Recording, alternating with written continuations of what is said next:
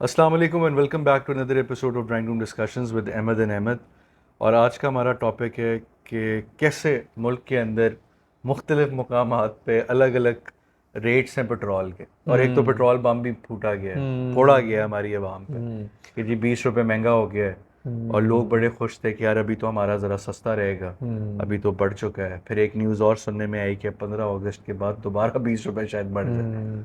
नहीं यार, ये जिन लोगों की थोड़ी सी न्यूज़ पे नज़र थी या वो न्यूज़ को फॉलो कर रहे थे या वो आईएमएफ के स्ट्रक्चर को हम्म। जानते हैं कि ये सो कॉल्ड आईएमएफ जब मुल्क में आता है तो वो आपको जब लोन देता है या वो आपके साथ कोई प्रोग्राम में जाता है तो वो किन शराइत के ऊपर जाता है या वो कौन से सेक्टर्स हैं जिनको वो ज़्यादा टारगेट करता है, जहाँ से वो कहता है कि यहाँ से रेवेन्यू जनरेट करो और मेरी किस्त भरो। तो उसमें ये बड़ा क्लियर था कि बिजली और पेट्रोल दो ऐसी चीज़ें हैं जिनको आईएमएफ सबसे पहले टारगेट करेगा। और बिल्कुल हुआ। इस महीने के या इवन पिछले महीने के बिजली के बिल भी आप लोगों के सामने ही हैं, कहाँ पहुंच गए हैं। और पेट्रोल भी बिल्कुल ये एक्सपेक्टेड था कि वो उसको कहेगा। और तीसरा, डॉलर का फ्री फॉल। तो मतलब ये आईएमएफ की तीन चार चीज़ें हैं जो मतलब new liberal free economy free trade वाले लोग एडवोकेट करते रहते हैं। तो बड़ा मुबारक हो उनको जो इन चीज़ों को या एडवोकेट करते थे, उनके सामने इनके हल आ गए हैं। और हमें ये भी पता चल गया है कि मतलब इस स्ट्रक्चर में मतलब आज़ाद मंडी या फ्री ट्रेड वाला ये जो स्ट्रक्चर प्रपोज किया जाता है न्यू लिबरल इकोनॉमिस्ट की तरफ से, उसमें कितनी को जान है। आपके सामने ही सारी चीज़ें हो रही हैं। अल्लाह खैर करे कि आगे अब क्या होता है। इंटरनेशनल प्राइस अगर ऊपर नीचे कुछ हो भी तो स्टिल आईएमएफ आपको पेट्रोल पे एक तो सब्सिडी नहीं देने देगा, दूसरा लेवी कहेगा बढ़ाओ। और ऐसे ही है। ठीक ठाक किस्म का सबसे यार ख़तरे की बात, ख़तरे की या फ़िक्र की बात तो ये है कि यार इंपोर्ट हमारी बहुत ज़्यादा है पेट्रोल की। व्हीकल्स हमारे उस पर चलते हैं, बिजली हम उससे बनाते हैं, और मतलब इस चक्कर में को 50-60% सॉरी। तो हम ऑयल की इंपोर्ट्स हैं। तो जब तक वो इंपोर्ट्स कम नहीं होंगी सैडली आपको ये सफ़र करने पड़ेंगे प्राइसेस ऑयल के। हाँ बिल्कुल इसी तरह ही है। साथ एक और भी है कि क्योंकि पाकिस्तान जिस तरह बताया कि इंपोर्ट करता है पेट्रोलियम मसनूआत। हम्म। और जब आप आईएमएफ आता है तो वो आईएमएफ जो है सबसे पहले उस सेक्टर्स के ऊपर आता है जहाँ उनकी हम्म। ज़्यादा गिरफ्त होती है, क्योंकि अब आपका पेट्रोल हर ट्रांसपोर्टेशन के अंदर आपके यहाँ तक के आपके जितने भी इंडस्ट्रीज़ होगी वहाँ भी हम्म। यूटिलाइज होता है। फिर आपकी गैस सेक्टर के ऊपर भी बड़ा अब आ रहा है। हम्म। उन्होंने ये कहा कि जी कि अब आगे जाके आप गैस की भी प्राइसेस बढ़ाएं। मुल्क में हम्म। पहले ही गैस नहीं है क्योंकि हमने निकाली नहीं कभी भी इतनी ज़्यादा। हम्म। और जो थी वो हम यूटिलाइज कर रहे हैं। हम्म। साथ फिर एक ईरान वाला भी तो मसला आ रहा है। वो हम्म। कहते हैं कि जी कि अगर आपने ये ईरान की पाइपलाइन सही तरह ना बनवाई, सही हम्म। तरह से मुराद है कि आपने पाइपलाइन अपनी कंप्लीशन ना की, तब आपको 18 बिलियन डॉलर्स का जुर्माना होगा। पेनल्टी है, तो दुआ करो ईरानी ना करे तो नहीं तो अब वो। वो बहुत सारे ऐसे लोग हैं वो कहते हैं कि जी कि हम तो देंगे ही नहीं पैसे। हम्म। तो आप तो नहीं देंगे मगर कहीं ना कहीं जो है आपके ऊपर इम्पोज तो होगा। यार सबसे बड़ी बात ये कि आप ईरान गैस पाइपलाइन या मतलब पेट्रोल वाला जो वो है, इतने अच्छे प्रोजेक्ट्स महरूम हो जाएंगे। मतलब मेरा ये ख्याल है कि अगर आपको इस वक्त पेट्रोल की प्राइसेस कंटेन करनी है हम्म। या आपकी इकॉनमी में अगर कोई आखिरी मतलब वो रह गया है कि शॉर्ट टर्म में जल्दी अगर आप किसी चीज़ से अपनी मुल्क में इन्फ्लेशन को कंट्रोल कर सकते हो तो वो ईरानी तेल है। प्रॉपर चैनल से ऑब्वियसली आए, बट ईरान के अलावा क्या ऑप्शन है? मिडल ईस्ट और इधर उधर से जो तेल ले रहे हो वो इन्हीं प्राइसेस पे मिलेगा, तीन बिल्कुल सौ ऐसे रुपये ही। लीटर मिलेगा, तो किस तरह उसे लेके चलोगे? वो बेसिकली पेट्रो डॉलर्स और ये सारा का हम्म। सारा। और साथ ही साथ ये भी है ना कि अहमद जिस तरह हमारे यहाँ ईरानी तेल हम्म। जो कोयटा के अंदर है, जो ईरान, क्योंकि 900 किलोमीटर की तो ये पूरी बेल्ट है। अब हम्म। 900 किलोमीटर में बहुत सारी जगहों पे स्मगलिंग होती है। हम्म। कोयटा के अंदर 160 रुपये लीटर भी मिलता है, हम्म। 200 रुपये लीटर भी मिलता है, 225 रुपये लीटर भी मिलता है। हम्म। अब जब वहाँ भी ये मिलता है तो आपकी वहाँ वाली आवाम को तो ऑटोमेटिकली इतना ज़्यादा बोझ तो नहीं आएगा। हम्म। वहाँ का जो मेजॉरिटी तबका है वो स्मगल भी करता है, हम्म। स्मगल करता है, वो लेके आता है, वो आगे सेल आउट करता है। फिर हम्म। आपके यहाँ तक कि सदर्न पंजाब, नॉर्दर्न पंजाब, सिंध तक के एरियाज़ के अंदर जो है वो हम्म। ईरानी तेल अंदर मिक्स किया जाता है। हम्म। पेट्रोल पंपों के जितने भी मालिकान हैं और उनका फिर फ्यूल एवरेजेस वगैरह तो वो डेली लाइफ में बंदा देखता है कि हम्म। बहुत ज़्यादा मसाइल आते हैं। हाँ तो मतलब करे ना गवर्नमेंट को रेगुलर एक यार। तकरीबन ये पूरा हिसाब किताब सेट करना चाहिए। हाँ रेगुलर करो। एक चीज़ जब तुम्हारे मुल्क में आ रही है और ये क्या बात हुई कि मतलब उसकी क्वालिटी अच्छी नहीं होती, उसको हम्म। करो प्रॉपर रिफाइन। ओएमसीज जो इधर बैठे हैं हम्म। करें रिफाइन, क्यों नहीं क्वालिटी अच्छी? और जाहिर बात है जब इंसान के पास वसाइल नहीं होते तो उसको Excuse थोड़ा सा गुजारा करना पड़ता है। तो अब ऑब्वियसली यार मेरा तो ये ख्याल है कि इसको बिल्कुल रेगुलराइज करो ईरानी तेल। और ऑब्वियसली एक चीज़ जब तुम्हारे मुल्क में आ रही है तो क्यों उसमें से टैक्स नेट में नहीं है, दूसरा वो 2 नंबरियाँ उसमें हो रही हैं और लोग उसमें पता नहीं मट्टी का तेल क्या पता मिला के यार आप तक पहुंचता हो। वो इतने बलूचिस्तान से जो चल के पंजाब तक आता है या सिंध तक आता है, तो रास्ते में पता नहीं क्या क्या चीज़ें वो वहाँ तक मिला देते हैं उसमें, तो वो भी है, फिर रेगुलराइज स्मगल होने करो। का पूरा नेटवर्क है, इसके अंदर बहुत सारे इदारे शामिल होंगे, बहुत सारे लोग शामिल होंगे। आपका जो बाकायदा स्मगल होके जब ऐसी ऐसी जगहों पे जाता है तो आपकी ये आता तो बेसिकली 20-30 गैलन के कैन के अंदर है। वहाँ आके पोरिंग करते हैं, फिर पंपिंग करते हैं, फिर ये आगे जाके बाकी गाड़ियों में जाता है। ये पूरी की पूरी वीडियोज़ हैं, अब तो सोशल मीडिया पे बहुत ज़्यादा चर्चा हो रहा है काफ़ी दिनों से। मगर मेजॉरिटी अब जब हम ये बात सुनते हैं कि जो एक रिक्शे वाला है या जो बाइकिया वाले लोग हैं या जो फूड पैंडा वाले जो डिलीवरी ड्राइवर्स हैं या जो वैसे राइडर्स हैं, और या जो वैसे लोग हैं जिन्होंने अपनी कम्यूटिंग करनी है, जिनकी सैलरी 30-40 हज़ार रुपए हैं, यार वो अफोर्ड तो नहीं कर सकते। हाँ ऑब्वियसली यार, भाई अगर किसी बंदे की 60,000 रुपये टोटल सैलरी है, जो मोस्टली हमारा जो मिडिल क्लास है यही सैलरीज हैं यार। अब सेठ एक कारखाना दूसरा तीसरा चौथा आठवां 10वां बनाता जा रहा है, बट एक मिडिल क्लास बंदा तो इसी सैलरी पे खड़ा है। तो 60 में से 3 हिस्से कर लो, 20-40, यानी 20-20 हज़ार के 3 हिस्से बनते हैं, 20-20-20, तो ये 60 पूरा होता है। तो बिजली का बिल ही अगर 20 आ गया, यानी 1/3 सैलरी आपकी वहाँ चली गई, फिर तो आप छोड़ दो कि खुराक, बच्चों की फीस, तालीम, सेहत, ये तो सारा छोड़ दो। 1/3 आपकी अगर सैलरी बिजली के बिल में जा रही है तो फिर पीछे बचा क्या? और उसमें से अगर आप मतलब ये लगा लो कि चलो 10,000 रुपये का पेट्रोल लगा लो, तो हाफ ऑफ द सैलरी अगर आपकी इलेक्ट्रिसिटी और पेट्रोल में जा रही है, तो फिर क्या पीछे गुजारा होगा यार? कुछ भी नहीं गुजारा। फिर वो ये कि आपकी मांगे तांगे का हिसाब किताब चलेगा, फिर इसी तरह के लोन एप्लीकेशंस वाले फ्रॉड आएंगे, बैंकिंग सेक्टर में लोग फ्रॉड करेंगे, लोग आपका जलाओ घराव करेंगे, और ऑटोमेटिकली ये रेवोल्यूशन की बहुत सारी बातें होती हैं। बेसिकली लास्ट टाइम हमने डिस्कस किया रिजवाना क्या कि किस तरह डोमेस्टिक वायलेंस किया गया एक बच्चे पे, इसी तरह कल को यही तबका उठ के मालिकान पे तशद्दुद करेगा, और तब एक नई रिपोर्ट सामने आएगी कि जी XYZ बंदा जो था उसके मुलाजिम ने उसके तशद्दुद किया और चीज़ें लेकर फ़रार हो गया। क्योंकि जब तक आप मुल्क के अंदर स्टेबिलिटी गरीब तबके से लेकर अमीर तबके तक सारी इक्वल नहीं होगी, ऑटोमेटिकली मुल्क तरक्की तो नहीं कर सकता। हाँ बाकी यार। स्टेट का बहुत ज़्यादा किरदार है इसमें कि जिस तरह अभी गालिबन 11 या 25 अगस्त तक जो है वो ये हुकूमत चली जाएगी, फिर एक इंटरिम गवर्नमेंट आ जाएगी।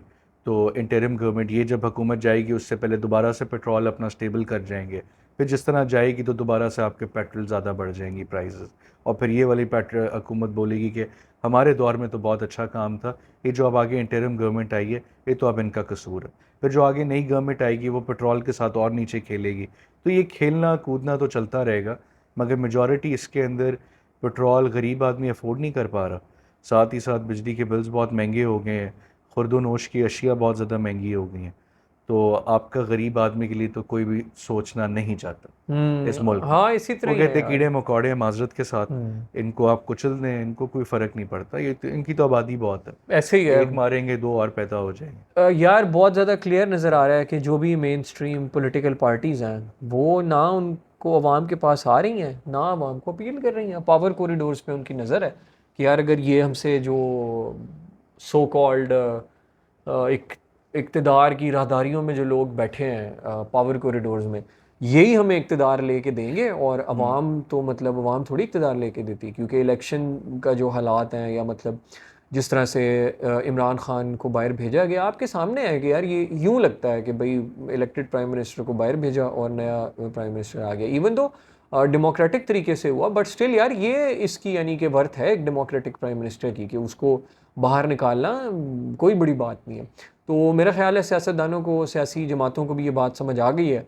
कि ये 70 साल से जो कहा जा रहा था कि जो है ना government of the people for the people by the people, ये सारी बकवास है, और government of the elite for the elite by the elite by वाला द मामला एलीट, है। एग्जैक्टली। तो बस अब वो जो एलीट वो है जिसके पास अथॉरिटी है उसको राज़ी करो, ताकि वो आपके सेम तबके के जो लोग हैं वो एलीट अपने में से ही एक स्पेसिफिक पोर्शन ऑफ एलीट को इक़्तिदार में पहुंचा दे। इसीलिए अब इलेक्शन इतना करीब है, बट स्टिल आपने देखा है कि आपके इलाके का कोई MNA MPA उसने कोई कैंपेन शुरू की हो, कोई आपको फील हुआ हो? हालांकि ये बिल्कुल सर पे आ गया इलेक्शन, अभी पार्लियामेंट डिसॉल्व हो जाएगी और आगे फिर देखो 3 महीने होंगे, तो अभी से कुछ ना कुछ राब्ता शुरू हो जाता है, लेकिन कुछ भी नहीं है। उसकी वजह ये है कि कैंडिडेट्स को पता है कि यार अवाम के पास क्यों जाएं, इनके मसले हल क्यों करें, इक़्तिदार इन्होंने थोड़ी देना, जिन्होंने इक़्तिदार देना है उनके पास जाएं, उनके जूते पॉलिश करें और ले लें उनसे इक़्तिदार।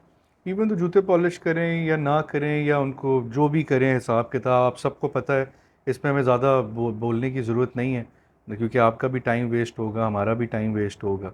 बात सिर्फ ये कहने की है कि हमें अपनी मदद आपके तहत जो है कुछ ना कुछ करना पड़ेगा। मुल्क के हालात इस वक्त बहुत सिविरिटी की तरफ जा रहे हैं। शायद कल को हम कोई ईरान ना बन जाए या इराक ना बन जाए, वॉर न्यूक्लियर पावर होते हुए भी हम बिल्कुल डेमोक्रेटिकली सैबोटाज हो रहे हैं, जहाँ प्राइसेस का कोई पता नहीं है, कि जैसे लगता है ऐसे कि कोई मंडी के अंदर बैठे हुए हैं, एक दिन एक रेट है, दूसरे दिन दूसरा रेट है।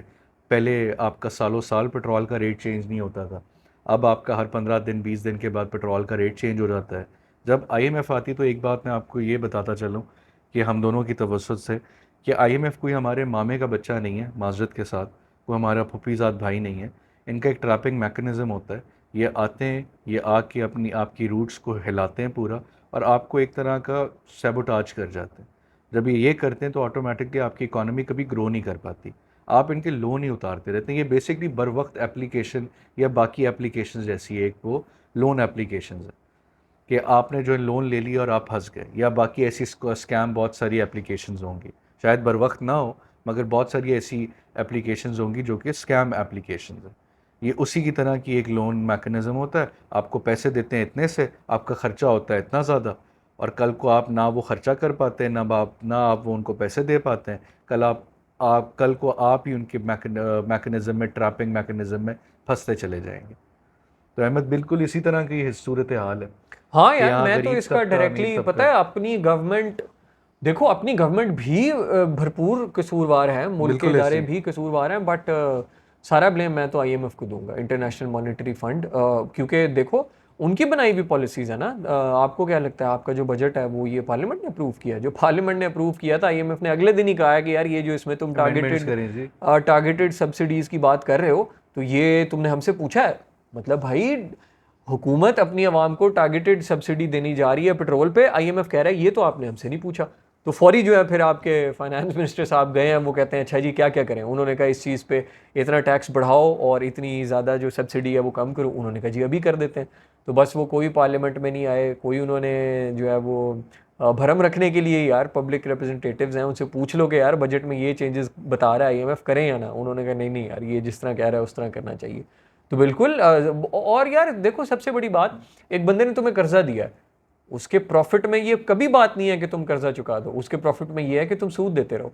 तो ये तो उसने, राइटर का मैं नाम भूल गया, economic confessions of an economic hitman, उसने उसमें लिखा है क्या प्रोजेक्शंस होती हैं। मतलब ये जिस तरह शो किया जाता है कि जी ये आप इस प्रोग्राम में चले जाएं, इतने आप हमें पैसे दे दें और इतने टाइम बाद प्रोग्राम पूरा हो जाएगा, बकवास होता है सारा कुछ। अगर वो सारे उनके प्लान मतलब ओवर प्रोजेक्शंस होती हैं, अगर वो बिल्कुल ठीक होते तो हम 2008-9 से अभी तक मतलब ये नॉमा रिव्यू कर रहे होते। तो मैं तो इसमें डायरेक्टली आईएमएफ का कसूर है।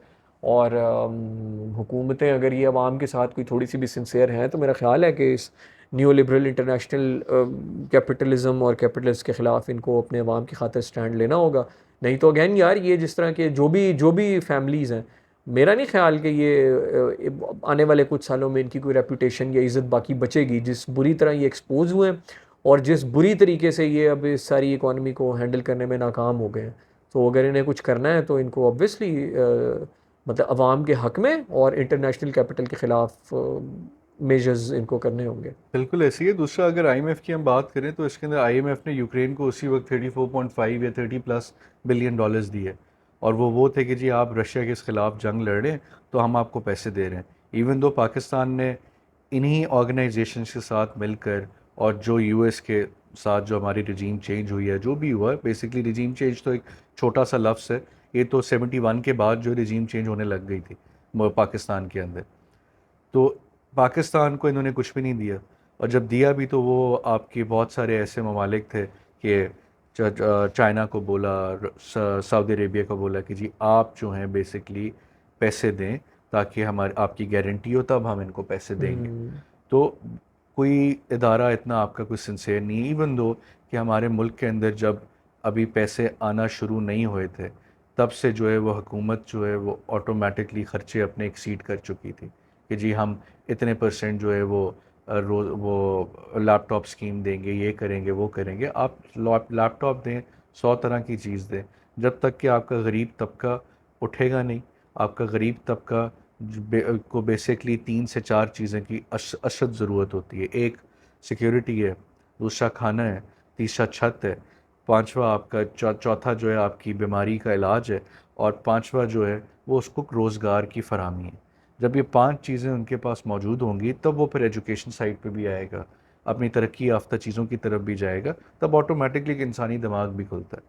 तो यहाँ ये सूरत हाल है कि गरीब आदमी ख़त्म हो चुका है माजरत के साथ, और हम उस दुराए पे खड़े हुए हैं कि यहाँ कल को हमें नहीं पता कि क्या होगा। बहुत सारे लोग मुल्क छोड़ छोड़ के जा रहे हैं, जिनके पास जो टाइम मिलता है। कोई गलत रास्ते से जा रहा है, कोई सीधे रास्ते से जा रहा है, कुछ प्लान कर रहा है, कुछ सोच रहा है कि यार मेरा कोई मामा चाचा ताया बाहर है, वो मुझे स्पॉन्सर करने में चला जाऊँ। इसी तरह के फिर ये स्कैम्स और चीज़ें शुरू हो जाएंगी, जहाँ गरीबों से पैसे लेकर अमीरों को दिए जाएंगे, जहाँ अमीरों से पैसे लेकर और अमीरों को दिए जाएंगे। ये पूरा का पूरा एक निज़ाम है, सिस्टम है। तो आगे कोई हमारे पास कोई लफ्ज़ नहीं है, चीज़ें नहीं है। बाकी आगे हम एक सीरीज़ शुरू करें जिसके अंदर हम आपको एक्सप्लेन करेंगे कि बेसिकली ये कैसे IMF एक ट्रैप करती है हम सबको। तो अहमद, लास्टली क्या आप कहना चाहेगा? हाँ यार, मेरी तो हमेशा से यही वो बात है कि भाई पब्लिक सेक्टर डेवलपमेंट, मतलब आपका जो पब्लिक सेक्टर है, अब ये जितना IMF और ये बोले कि नहीं जी फ्री ट्रेड, फ्री मार्केट और जो है प्राइवेटाइज कर दो, ऐसे कर दो, वैसे कर दो, तो नहीं यार, ये हमने मुल्क उस पे ही चल रहा है ना। मतलब 2008-9 से, ये 2008-9 भी नहीं यार, अगर आप बेनज़ीर के दौर से लगा लो, IPPs के हवाले आपने किया है पावर सेक्टर, तो देख लो आज क्या हशर है। और मतलब आप खुद ही अंदाज़ा लगा लो, ज़्यादा अगर किसी को है तो यार बड़े मुल्कों में जाके वहाँ पे देख लो कि कितने % इकॉनमी जो है वो गवर्नमेंट कंट्रोल में होती है। तो मेरा तो आज भी वही बात है कि अगर आपने वाकई किसी भी क्राइसिस से निकलना है तो रिस्पॉन्सिबल गवर्नमेंट्स हों, और वो जो है पब्लिक सेक्टर डेवलपमेंट के थ्रू, प्रॉपर प्लान्ड इकॉनमी के थ्रू इसका हल है। अगर ये फ्री मार्केट और इस पे छोड़ना है तो देखो, अब आप ये कहोगे कि कई मुल्कों में उसने काम किया है, तो भाई हमारे लिए काम नहीं किया। अब आपको ये सोचना है कि वहाँ क्या कंडीशंस हैं और यहाँ क्या कंडीशंस हैं। तो ये बात थोड़ी सी ओवर सिंप्लीफिकेशन है अगर हम सिर्फ यहाँ के हुक्मरान तबके को कसूरवार ठहराएं। बिल्कुल वो कसूरवार हैं, सबसे बड़े कसूरवार हैं, लेकिन ऑब्वियसली यार इन जैसे जो ये आलमी जोंके हैं जो मुल्कों का खून चूसती हैं, इनको भी अकाउंटेबल करना पड़ेगा, और इनकी पॉलिसी से हट के पब्लिक सेक्टर डेवलपमेंट ही मेरे नज़दीक इस इकॉनमी का वाहिद हल है। बिल्कुल ऐसे ही है। लास्ट बट नॉट लीस्ट इसमें ये है कि कफ़ायत शारी बहुत ज़्यादा ज़रूरी है, क्योंकि अभी आप सबको पता है, हम सबको पता है कि हमारी जो इनकम्स हैं, बेशक ख्वाह वो एक चैनल से आ रही हो या 2 चैनल से हो या 4 या 5, जिस तरह भी, हर बंदे की अपनी अपनी एक ज़ाती इनकम्स हैं। उनको आप बड़े तरीके से इस्तेमाल करें, क्योंकि मुल्क का अभी कोई हिसाब किताब पता नहीं है। यहाँ कल को कुछ भी हो सकता है। जिस तरह अभी एक नॉर्मल हाउस होल्ड के अंदर 50,000 से ज़ायद बिल्स आए हैं, तो इसी तरह गरीब आदमी के घर के अंदर 2,000 रुपये से आज 10-10, 12-12 हज़ार रुपये बिल्स हैं। तो आप और की तरफ निकलें, स्कैम्स को छोड़ें, आप अपनी और कोई कैनवस करें, अपने दिमाग को सुकून में रखें। अल्लाह ताला ने वादा किया है कि रब्बुल आलमीन जो है वो लाजमी आपको खाना देगा, लाजमी आपको सिक्योरिटी देगा, मगर इसको आप ये कह सकते हैं कि आपको कैनवस करना पड़ता है राइट लेफ़्ट के, यार कहाँ मेरी रोज़ी किस जगह पे लिखी है। तो ये आखिरी है। बाकी अभी तक के लिए इतना ही। अगली पॉडकास्ट में आपके साथ दोबारा हाज़िर होंगे अल्लाह ने के बाद।